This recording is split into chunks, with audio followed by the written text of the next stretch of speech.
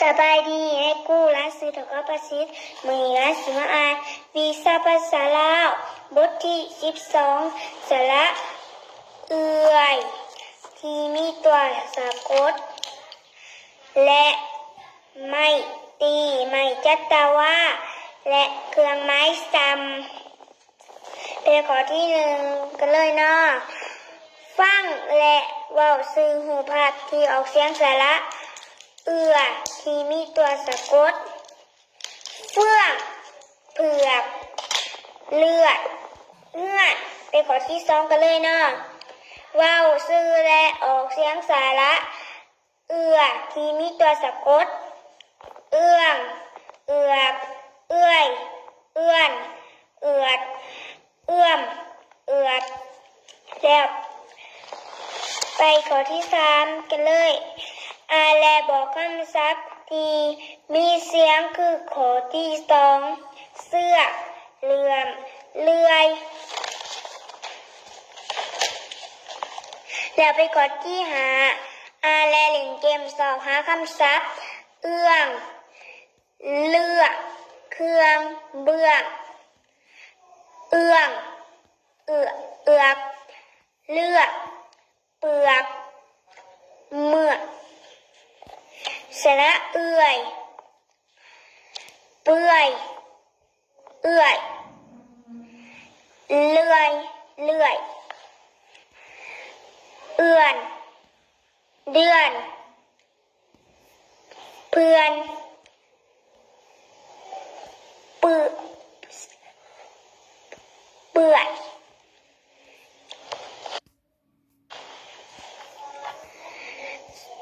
เอื้อน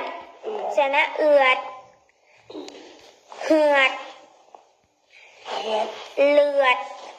เลือดสระเอื้อมเสื้อเหลื่อมเอื้อมเอือบเกือบเสือบเอือบแล้วไปข้อที่6ฟังและ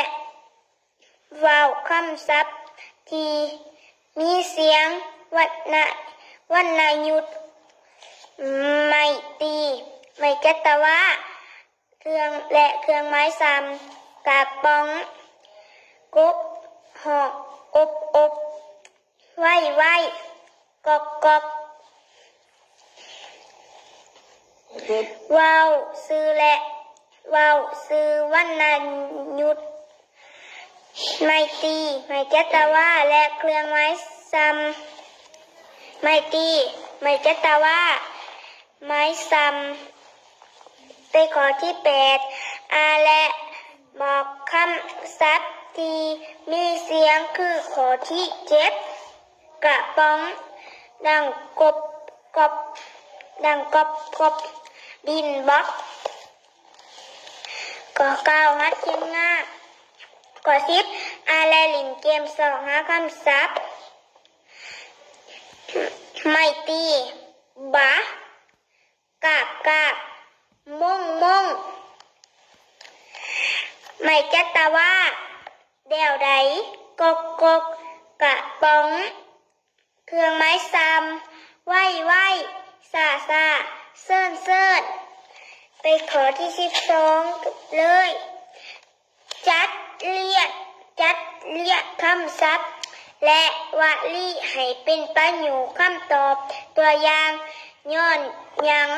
มาจริงถอยกลับไปย้อนว่าตีมันห้องใส่เอื่อยเล่าจะย้อนว่าเอื่อยห้องใส่เล่าจะตีมันเดี๋ยวไปขอที่14อ่านคำศัพท์และวลีห้องการบ้านห้องหมอไฟฟ้าดินเพียงอยู่ไกลอยู่ทางกลางอยู่กงกันขามอยู่ทางหลังอยู่แคบไปข้อที่15ข้อต่อไปอ่านบทเรื่องบ้านของข่อยตั้งอยู่บอนดินเพียงใกล้แม่น้ำและภูอยู่ทาง กลางของบาทของข่อยมีห้องเฮียนห้องการบ้านอยู่กงกันขามกับทงนาและมีห้องหมอตั้งอยู่ทางหลังบ้านของข่อยมีระบบไฟฟ้าน้ำประปาโทรศัพท์และมีเส้นทางใหญ่ผ่านแคมป์บ้านดังนั้นข่อยจึงเดินทางไปหาสถานที่ต่างๆได้อย่างสะดวกคนในบ้านส่วนหลายแม่นเฮ็ดนาเฮ็ดสวนและเลี้ยงสัตว์คนจำนวนหนึ่งมีอาชีพค้าขายชาวบ้านของข่อยอยู่รวมกันด้วยความเบิกบานม่วนซื่นขอขอบใจ